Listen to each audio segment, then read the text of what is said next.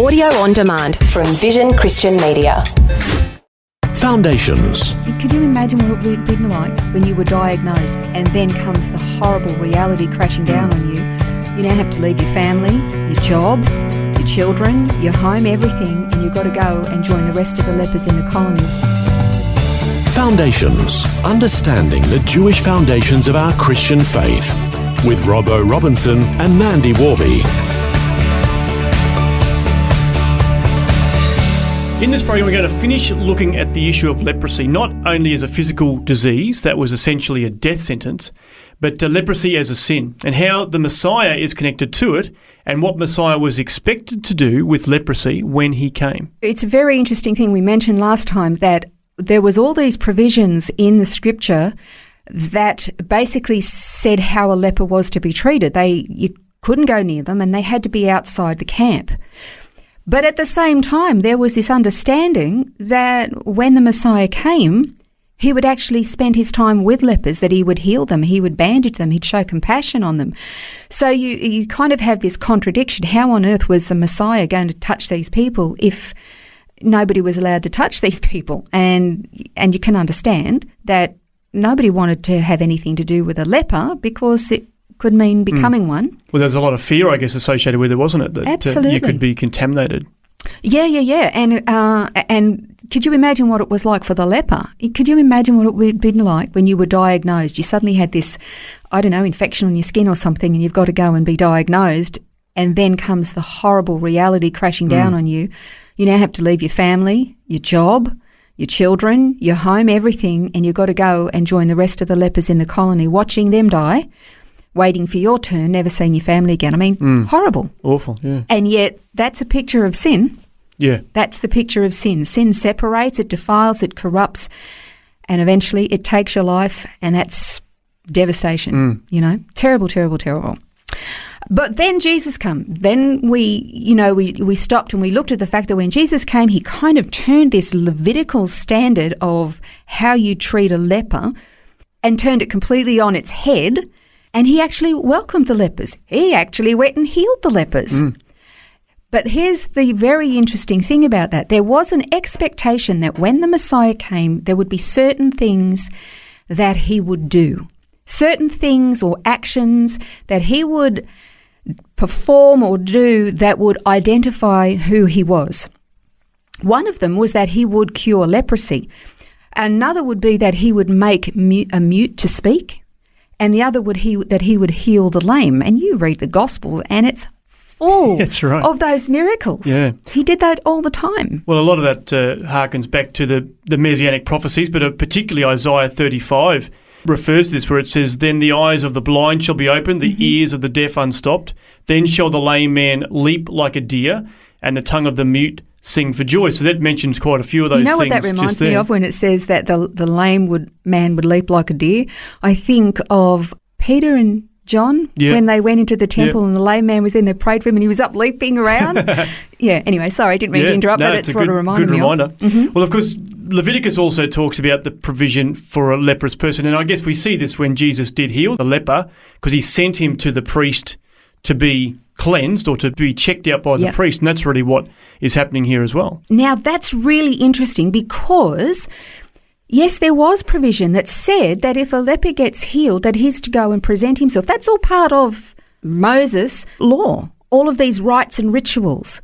That's exactly what Moses said. If the leper wants to have proof of his cleansing, he's got to go and show himself. Or actually, the priest would go out and meet with him.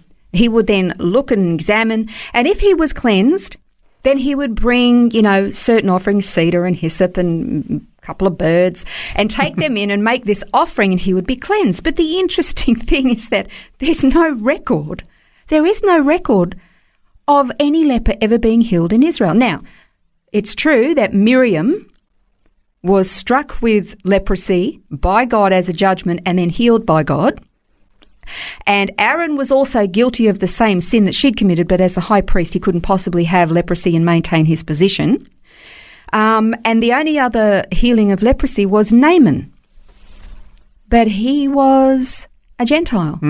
He wasn't a Jew. So he wasn't subject to those laws as far as what he had to do. No, not at all. But the funny thing, so therefore there's no record of any Jew being healed by leprosy. But that was going to be the characteristic, a striking characteristic of Messiah, to identify him. Okay, so then you have Jesus comes, and this is what you were referring to. He heals the lepers, and he says, now go and show yourself to the priests and do what the law of Moses says you've got to do. So out of the blue, having never happened before, these lepers turn up at the temple. Yeah, that's right. We've been healed. And guess what? Yeah. And they're going to say, what, who, what, how, when? And they're going to identify, Jesus of Nazareth, the guy who's out healing all these people, the ones you're hearing the rumours, him. He did it. He healed me.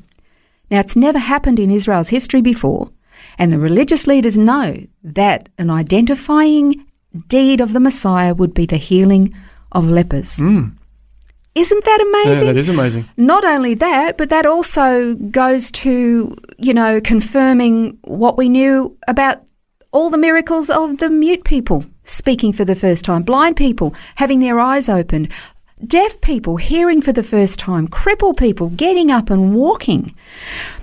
Marry that with these lepers now being healed. Yeah. So those who were defiled, those who were ostracised, those who were rejected from society have now been made clean. There's this massive reversal. But it goes even further than that. Because if you look at the verse in 2 Corinthians 5:21, it talks about how he who knew no sin became sin on our behalf.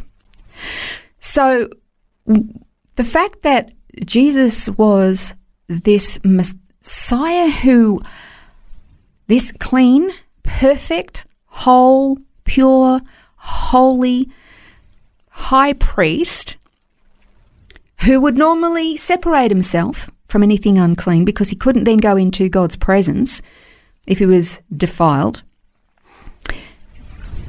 goes and literally hangs out with these people, the lame, the broken, the deaf, the mute. There was an understanding, a wrong, false understanding, and it actually still pervades much of the church today, and that is if you're healthy, if you're wealthy, if you're blessed, if you're prosperous, if you have good standing, good reputation, then that is evidence of the blessing of God. That was one of the reasons why the Pharisees and the Sadducees, the religious leaders, would put on their robes and wear big phylacteries, and they would say big prayers, and they were all quite wealthy, well-to-do, lots of respect in the society. And that was, to them, evidence to the rest of the people that they were blessed of God, that God favoured them, that God chose them, that they were special.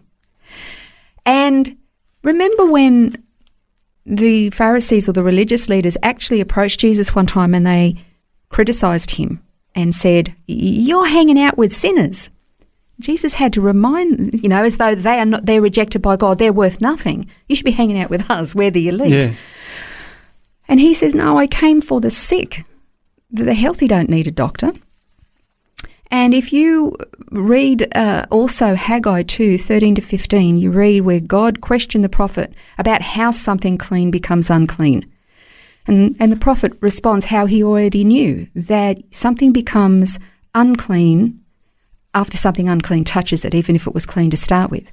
And right at the end of the last verse of chapter 2 of Haggai, after going through all of this stuff, God says, from this day on, I'm going to bless you. And he's talking about the defilement of his people, but he's going to bring them out of that.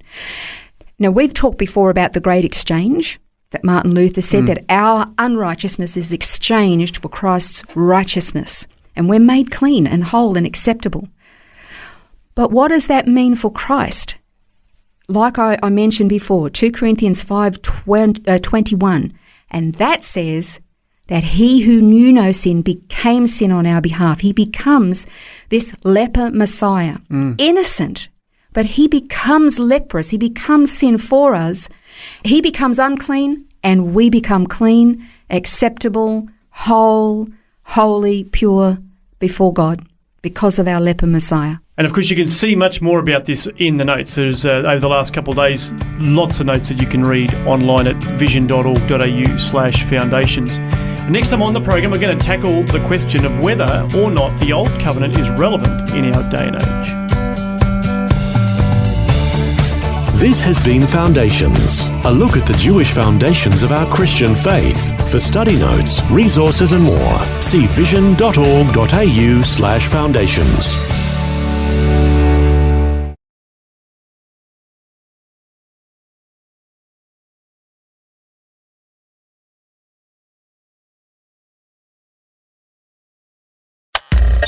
Thanks for taking time to listen to this audio on demand from Vision Christian Media.